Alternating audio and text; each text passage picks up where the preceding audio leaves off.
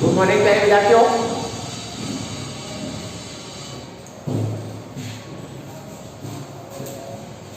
आज मुख्यमंत्री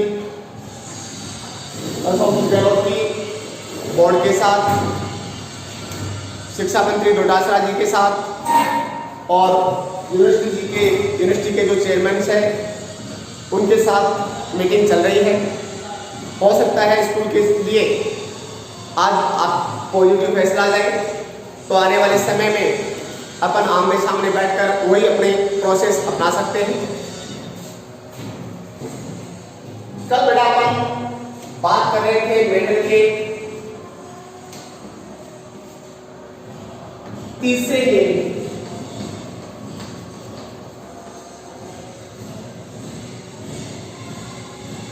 और तीसरा नियम था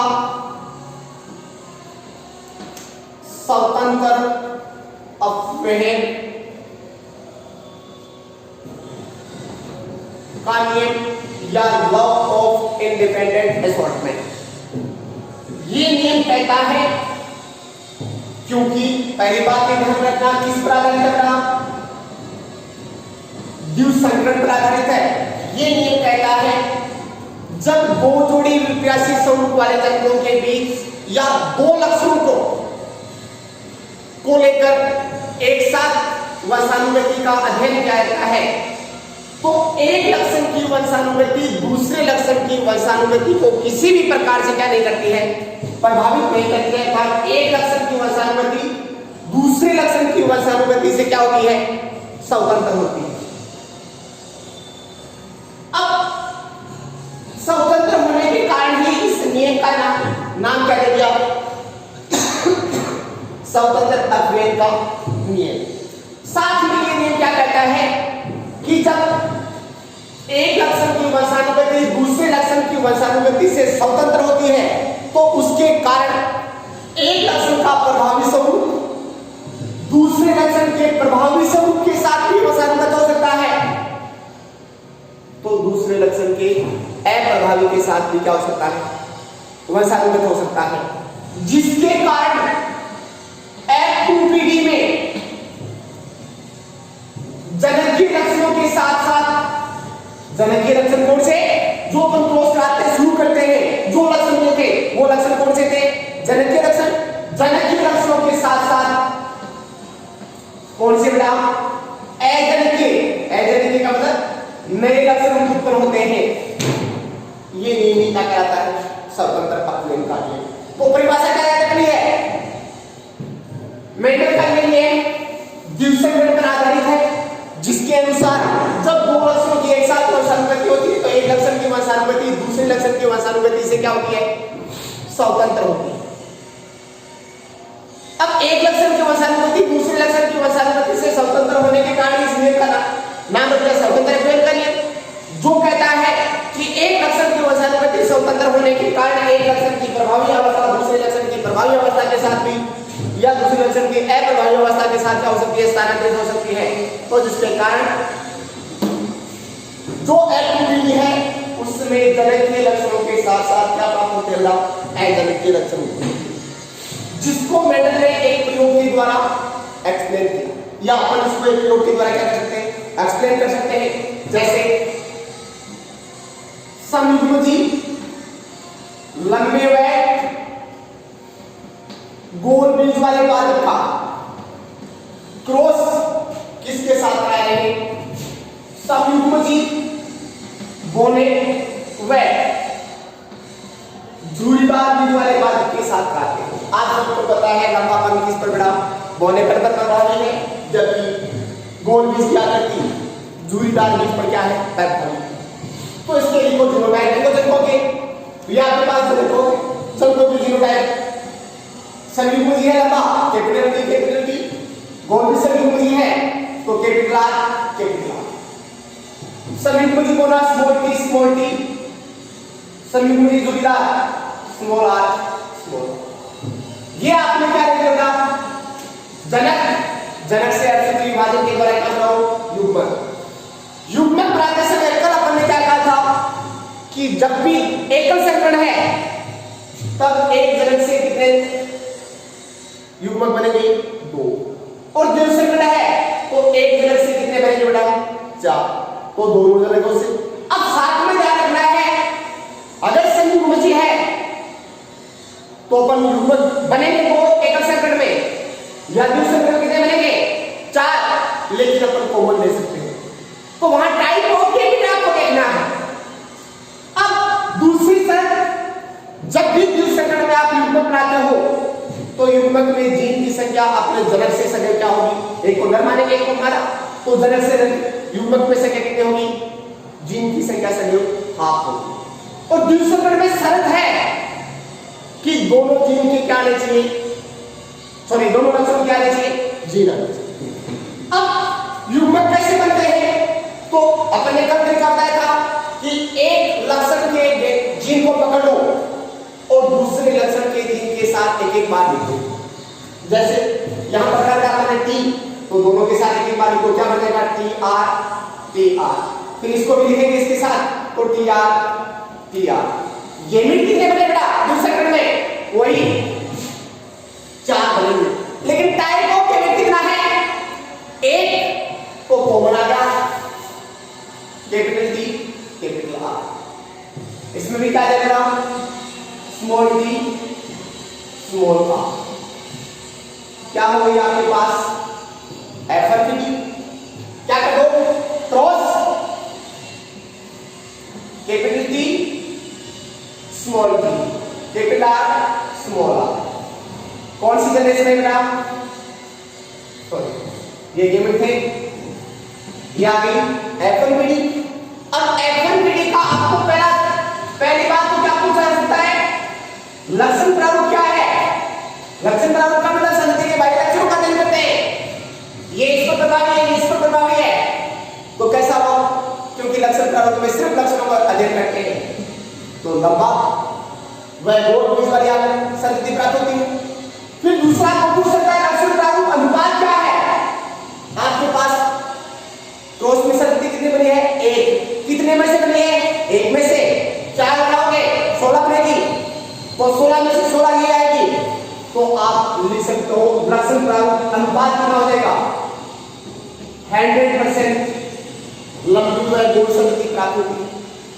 जीन प्रारूप अगर इसका देखना है तो जीन प्रारूप में विषम युग्मजी लंबा विषम युग्मजी गोल तो 100% विषम युग्मजी लंबी वह गोल बीज वाली संधि प्राप्त होगी। अब F1 का अपन किसके साथ क्लोज करते हैं F1 के साथ तब आपके पास पीडी कौन से देगा F2। अब F1 का किसके साथ क्लोज कर रहे हो F1 के साथ तो इसका मतलब ये हो गया F1 cross F1 cross with F1। अब F1 का जीन प्रारूप क्या है capital T small t capital R small r capital T small t capital R small r ये अब आपके पास क्या हो गया जनक लेकिन कौन सी पीढ़ी के F2 पीढ़ी क्रॉस कराओ तो उससे पहले केमिक्स बनाओ केमिक्स वही तरीका दूसरे सेकंड में कितने बनेंगे 4 बनेंगे। अब टाइम ऑफ केमिकल कितने बनते हैं वो देखना है आपको तो क्या बनेगा capital T capital R capital T small r small t capital R small t small r यही केमिकल किसके बनते हैं एक को करवा लेते हैं और एक को क्या बना लो मादा बना लो और क्रॉस कराने के लिए क्या बना दो बेटा चेक करें बोर्ड चेकर बोर्ड में सभी ध्यान रखना जो सेकंड में 16 संख्या आएगी तो 16 को बनाना है और एक सेकंड में 4 संख्या बनेगी।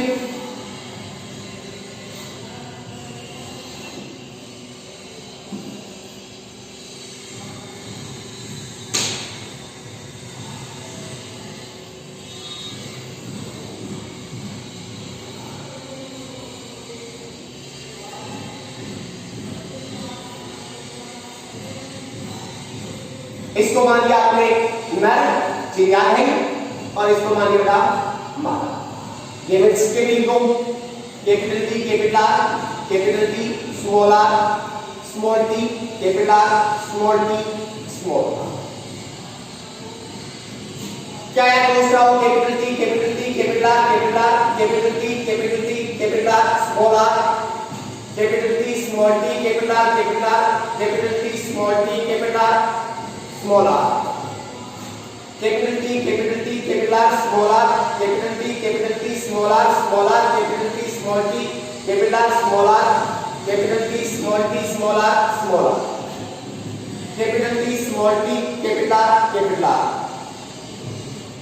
Capital T small T capital R small R, small T capital R small R, sorry capital R, small T capital R small R, capital T small T capital R small R,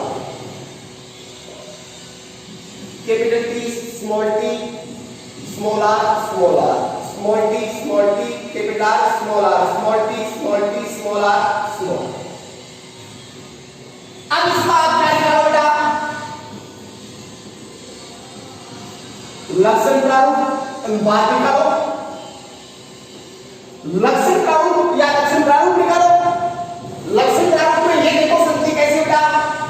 capital T capital R, capital T capital are है, capital T small T यानी कि लंबापन बोलने पर प्रभावी है, और capital R मतलब गोल small are यानी कि झुंझार पर क्या है? प्रभावी है। तो कैसा लक्षण है बेटा? लंबा व गोल। अब कैपिटल टी और कैपिटल आर जहां से प्रभाविता का नियम हो जाएगा।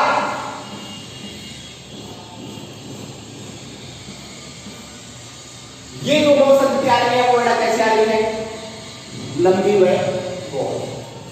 फिर इसके पश्चात यहां से शुरू को कैसे बेटा? लंबी, साथ में क्या है? जुड़ीदार। तो लंबी व जुड़ीदार एक कैसा होगा? लंबी व जुड़ीदार दो कैसा होगा? लंबी व जुड़ीदार। बाकी को चेक करो किसी में लंबी और जुड़ीदार लेने भी कितना हो गया? एक। कैसा है? बोना में कैपिटल, तो बोनी में गोल, एक कैपिटल वाली, ये कैपिटल वाली तीन, और ये कैसे बेटा? बोनी में जुड़ीदार। कितनी है? एक। क्या अनुपात आया? 9:1:1:1। अब व्युत्क्रमण क्या कहता है? एक लक्षण की वंशानुगति दूसरे लक्षण की वंशानुगति से क्या होती है बेटा? स्वतंत्र होती है। एक लक्षण की वंशानुगति में, एकल संकरण में एक लक्षण की वंशानुगति में क्या था? प्रभावी और अप्रभावी का जीन प्रारूप क्या था? 3:1, अर्थात 75% संतति कैसी थी? प्रभावी जीन वाली या प्रभावी स्वरूप वाली, और 25% संतति कैसे आती है? अप्रभावी वाली। अब देखो कि दोनों लक्षण इस अनुपात में वंशानुगत होते हैं या नहीं होते? तो दोनों लक्षण को अलग अलग पकड़ो। एक लक्षण क्या है आपके पास? लंबाई। दूसरा लक्षण क्या है? बीच की आकृति। अब लंबाई के कितने स्वरूप है? लंबापन और गोलापन। बीच क्या करेंगे? दो स्वरूप, गोल व जुड़ीदार। अब निकाल लो बेटा। लंबापन और गोलापन ये प्रभावी है, ये अप्रभावी, ये प्रभावी है और ये एतोभावी किस अनुपात में वसानुगत होने चाहिए? 3:1 में। इसमें भी 3:1 में वसानुगत होते हैं, तब तो अपन कह सकते हैं कि एक लक्षण की वसानुगति दूसरे लक्षण की वसानुगति से क्या होती है बेटा? स्वतंत्र होती है। निकालो। लंबेपन के कितने हैं? 9। फिर लंबापन का 3। तो लंबापन की संख्या कितनी आ रही है? कितनी ऐसी संख्या है 16 में से जिनमें लंबापन आ रहा है? 12। फिर बोनी कितनी संख्या है? 3 और 1 4। अनुपात फिर समीकरण बड़ा क्या आ गया? इसका मतलब लंबाई एक लक्षण की वसानुगति एकल संकट के अनुसार। दूसरे में बीज क्या करते हैं? बोल कितने में आ रहा था? 9। और बोल किसमें क्या है? तो कितनी हो गई? बोल 12। जुड़ीदार कितने में आ रहा था? 3 और 1 4। वही अनुपात क्या करना? अगर अपन संकट को सरल करते हैं तो दोनों लक्षण 3:1 में वसानुगत होते हैं। इसका मतलब एक लक्षण की वसानुगति दूसरे लक्षण की वसानुगति से क्या हो रही है? स्वतंत्र। दूसरा बात इसमें साथ में क्या होगा कि जब एक लक्षण की वसानुगति दूसरे लक्षण की वसानुगति से स्वतंत्र होती है तब क्या कहा कि एक लक्षण का प्रभावी स्वरूप दूसरे लक्षण के प्रभावी स्वरूप के साथ भी वसानुगत हो सकता है और दूसरे लक्षण के अप्रभावी लक्षण के साथ भी वसानुगत हो सकता है। तो उसके कारण संधि में कैसे लक्षण आते हैं? जनकीय सहयोग के साथ साथ अजनकीय सहयोग आते हैं। जनकीय लक्षण क्या लेंगे आपने? संयुग्म जीव को छोड़ो, लंबी व गोल बीज वाले पादप का कोष, बोने में झूरीदार बीज के साथ, ये आपने क्या लिखे था? जनक लेते, तो ये लक्षण कौन से हो गए? जनक। अब लंबा बोल कैसा लक्षण है? जनक। बोना में झूरीदार संधि या बोनी में झूरीदार लक्षण कैसा था? जनक के लक्षण। तो ये तो आपके पास क्या आ गया? जनक के लक्षण। लेकिन आपने जनकों में कौन से लक्षण नहीं लेते? लंबी व झुर्रीदार, बोनी व गोल बीज वाले लक्षण नहीं लिए थे। तो ये कौन से लक्षण हो गए आपके पास? अजनक के लक्षण। अब संधि में अजनक के लक्षण किसके कारण उत्पन्न हुए? स्वतंत्र अपव्यय के कारण। अर्थात एक लक्षण की वसानुगति दूसरे लक्षण की वसानुगति को किसी प्रकार से प्रभावित नहीं। अब जो आपके पास लक्षण का रूप आया उसमें कितने प्रकार के लक्षण आए हैं? 4 प्रकार के। तो इसका मतलब द्विसंकरण मेंडल के अनुसार द्विसंकरण का लक्षण का रूप कितने प्रकार का प्राप्त करना? 4 प्रकार। जबकि जनक अपने कितने प्रकार के नहीं थे? 2 ही प्रकार। अब जनकीय व अजनकीय लक्षणों का अनुपात या परसेंटेज क्या है? तो जनकीय लक्षण कितने आए आपके पास? 16 संधि में से 9 के 10 परसेंटेज निकाला है। तो अनुपातों का योग 16 गुणा में होगा किससे? 100 से। ये परसेंटेज आ जाएगा जनकीय लक्षणों का। और अजनकीय लक्षण कितने हो गए? 16 में से 3 6 बटा 16 × 100 कितना आ जाएगा बेटा? निकाल।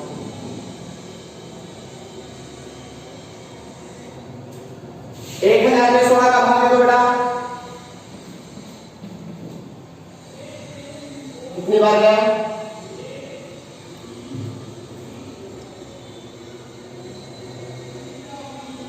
16 बन जो 80, 16 से गए 96।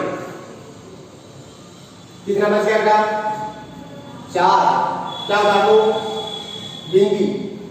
16 में 32 62 32 में से 8 निकाल क्या लगा? तो 0 पॉइंट आ गया। 16 में 80 62 पॉइंट है। 5% संधि कैसे प्राप्त होती है? जनकीय। और 100 में से 62.5 निकालोगे तो कितना बच गया बेटा? 36 पॉइंट है या 37.5% किस प्रकार की संतुति प्राप्त होती है? ये हो गया आपके पास कौन सा के बेटा? स्वतंत्र अपव्यय का। अब इससे संबंधित आपको कोई भी जेनेटिक्स प्रॉब्लम परीक्षा में दी जा सकती है।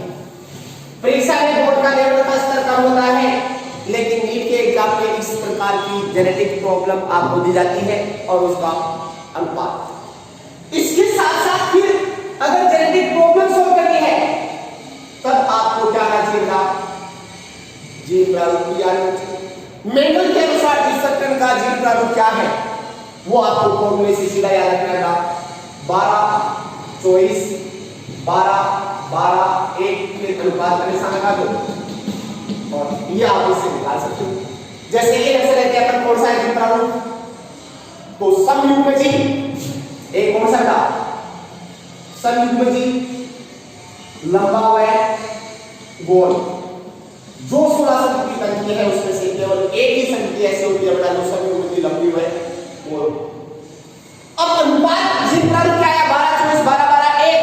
लेकिन कई बार ये पूछ जाता है कि मेंडल के अनुसार डिस्ट्रक्शन नियम में कितने प्रकार के जीन प्रारूप बनते हैं, टाइप ऑफ जीनोटाइप। तब आपको ये संख्या का उत्तर देगा 1 2 3 4 5 6 7 8 9। जीव संकर में से कितने प्रकार के जीनोटाइप आपको मिला? 9 प्रकार के अकॉर्डिंग टू मेंडल। आगे की बात नहीं कर रहे हैं पता है। अब ये संतति कैसी है? समयुग्मजीन लंबी है गोल। इसको देखो आप बता सकते हो capital T capital small R, capital T समयुग्मजीन गोल सॉरी लंबा, कैपिटल आर स्मॉल आर। तो कैसा हो जाएगा? विषमयुग्मजीन गोल। इसका निकालो कैपिटल टी कैपिटल आर। तो क्या हो जाएगा बेटा? समयुग्मजीन या विषमयुग्मजीन। विषमयुग्मजीन गोल सॉरी लंबा व समयुग्मजीन गोल। इसका बेटा दोनों ही क्या है? विषमयुग्मजीन है। तो क्या हो जाएगा? विषमयुग्मजीन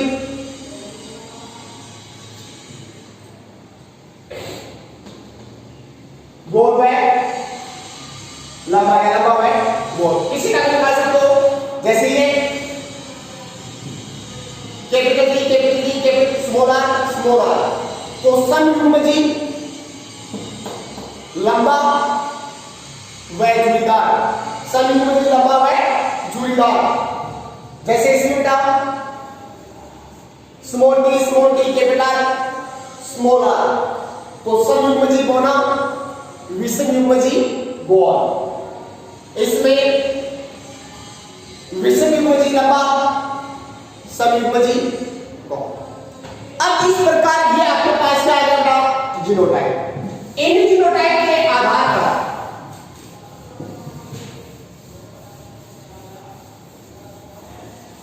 आपको जेनेटिक प्रॉब्लम दे सकता है। जैसे मैं कोई क्वेश्चन आता हूं, जब एक विषमयुग्मजीन लंबे व गोल बीज वाले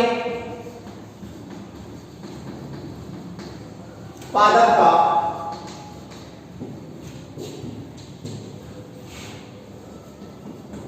बोने व झूरीदार बीज वाले पादप का क्रॉस रहता है तो उत्पन्न संततियों का लक्षण प्रारूप ज्ञात कीजिए। अब ये क्वेश्चन आपको मिल गया है, इसका आपको क्या करना है? लक्षण प्रारूप में अनुपात ज्ञात कीजिए। तो देखो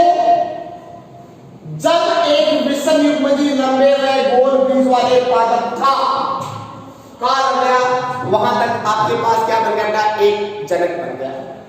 उसको आप कल्पना करके रख मान लो, जब एक विषम युग्मजी लंबे गोल विषम युग्मजी है दोनों, capital T small T capital R small R का क्रॉस किसके साथ, बोने में झुर्रीदार के साथ, और मैंने यहां कोई समयुग्मजी और विषमयुग्मजी नहीं लिखा, लेकिन आपको पता चलना चाहिए क्योंकि बोना व झुर्रीदार दोनों ही क्या है, अप्रभावी है, और अप्रभावी अपने आप को कब प्रकट करता है, केवल समयुग्मजी अवस्था में। तो यहां लिखने की आवश्यकता नहीं है समयुग्मजी, ये ऑलरेडी पहले से क्या हो गए समयुग्मजी। समयुग्मजी बोने व झुर्रीदार स्मॉल टी स्मॉल आर, ये क्या बन गया आपके पास बेटा, जनक बन गए। अब इन जनक से आपको F1 निकालनी है नहीं निकालनी है, कैसे पता चला, तो जो जनक आपको दिया है उसमें से एक जनक कौन सी अवस्था में आ गया, विषमयुग्मजी अवस्था में।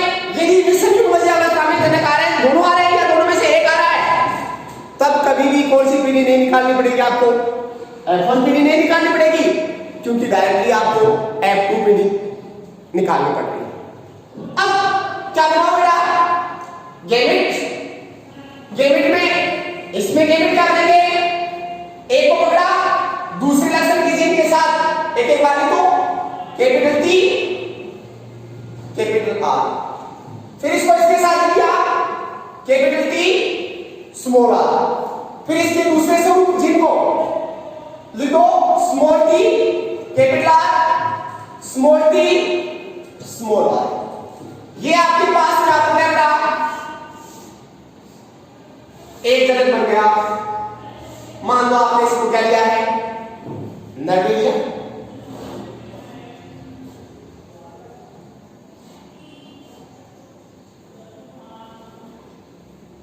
ये आपने न ले लिया।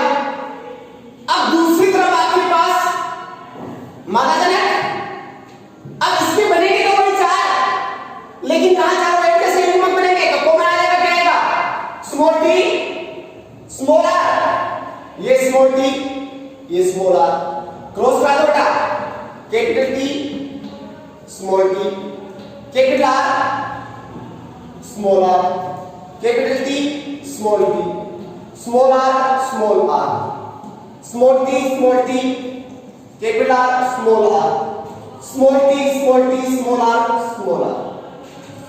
क्या पूछा आपको, लक्षण प्रारूप अनुपात, केवल लक्षणों को देखना है बेटा, कैसी शक्ति है बेटा, लंबी में वो कोई और शक्ति है, लंबी में झुर्रीदार, बोनी में गोल, बोनी में झुर्रीदार, इसका मतलब एक शक्ति आ गई। फिर ये कैसी है बेटा, लंबी झुर्रीदार शक्ति कितनी आएगी, ये भी एक। ये कैसे बेटा, बोनी व गोल एक, ये बोनी में झुर्रीदार, क्या अनुपात है बेटा, लक्षण प्रारूप में 1:1:1:1:1। वैसे थोड़ा सा दिमाग लगाना बेटा, किसका सोच रहे हैं आपने, इसका इसके साथ, ये आपका कौन सा हो गया बेटा, अप्रभावी जनक, और ये कौन सी पीढ़ी हो गई, F1 पीढ़ी। इसका मतलब आप F1 क्रॉस विद अप्रभावी जनक, और जब F1 पीढ़ी का अप्रभावी जनक के साथ क्रॉस कराते हैं तो उस क्रॉस को क्या कहते हैं बेटा, टेस्टोस। तो ये कौन सा क्रॉस हो गया, टेस्टोस। और टेस्टोस में द्विसंकरण का लक्षण प्रारूप अनुपात सबसे बड़ा क्या आता है, 1:1:1:1:1, यानी कि 4 बार। और ये द्विसंकरण के साथ के लिए क्या होता है, एकल संकरण होता तो टेस्ट फोर्स का अनुपात क्या जाता था 1:1:1 सॉरी 1:1। जैसे एग्जांपल करके दे सकते हैं, जैसे एग्जांपल है करके दे सकते हैं विषम युग्मजी लंबे पादप का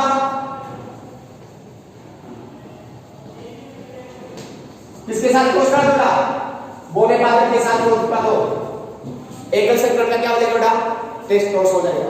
विषम युग्मजी कैपिटल टी स्मॉल टी कौन सी विधि हो गई एफएमडी क्रॉस बोना बोना है तो भाग है स्मॉल टी क्रॉस करा दो इसमें कैपिटल कितने बनेंगे कैपिटल टी और स्मॉल टी इसमें कैपिटल एक बनेगा स्मॉल टी चेकर बोर्ड की सहायता से करो वैसे कर दो तो क्या जाएगा इसको इसके साथ लिखो तो क्या जाएगा कैपिटल टी स्मॉल टी और इसको इसके साथ लिखोगे स्मॉल टी ये लंबी और ये बोनी अनुपात क्या आएगा 1:1। और यदि इसको आप किस रूप में कन्वर्ट करते हो जिन प्रॉब्लम के अनुपात में कन्वर्ट करते हो तो इसमें देखो बड़ा क्या हो जाएगा लंबी वाई कोण के साथ क्या हो जाएगा विषम युग्मजी लंबी वाई कोण इसमें क्या देगा विषम युग्मजी लंबी व समयुग्मजी दूरीदार इसमें समयुग्मजी बोली व विषम युग्मजी गोल और ये समयुग्मजी बोनी व गोल अनुपात क्या प्राप्त हो गया 1:1:1:1। अब इस प्रकार के कोई भी क्वेश्चन आपको दे सकता है मेटल का तो वो तो आप एक उदाहरण दिया गया है एक्सप्लेन करने के लिए ये प्राप्त होता है जैसे अनुपात आपने याद कर लिया कि द्विसंकरण का अनुपात लक्षण पर 9:3:3:1 जबकि जीन अनुपात 12:24:12:1 ये तो मेटल ने जो प्रयोग किया था उसका था लेकिन मेटल के आधार पर क्या कर सकते हैं पर इस प्रकार के कोई भी जेनेटिक क्वेश्चन आपको दिया जा सकता है उसको सॉल्व कर सकते हैं। वैसे मैं कोई और क्वेश्चन लिखता हूं जो आप कल मुझे व्हाट्सएप करोगे आंसर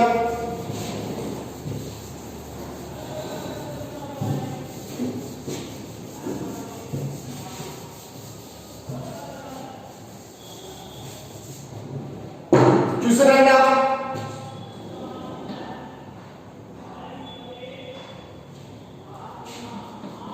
विषम युग्मजी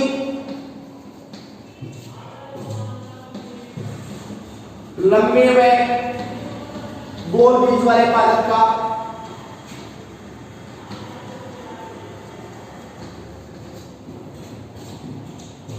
विषम युग्मजी लंबे व गोल बीज वाले पादप का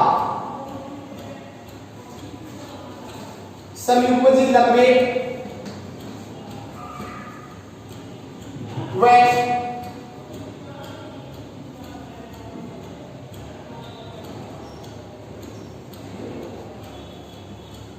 समयुग्मजी लंबे व झुर्रीदार बीज वाले पादप के साथ क्रॉस कराया जाता है तो उत्पन्न संगतियों का लक्षण का रूप अनुपात ज्ञात कीजिए। दूसरा क्वेश्चन विषम युग्मजी लंबे व गोल बीज वाले पादप का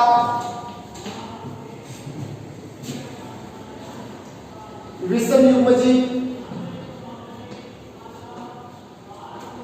लंबे व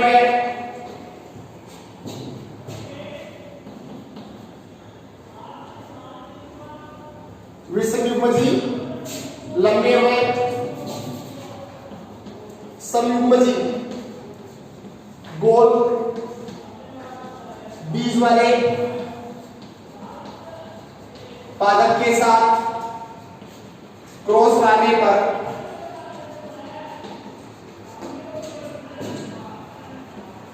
उत्पन्न संगतियों का लक्षण प्रारूप अनुपात ज्ञात कीजिए। ये दोनों क्वेश्चन के आंसर कल मुझे व्हाट्सएप पर मिलने चाहिए।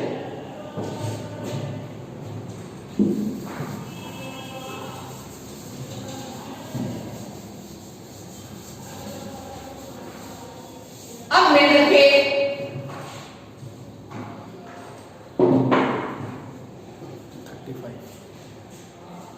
चलो इनके का आंसर करना बेटा, फिर आगे शुरू करते हैं। थैंक्स।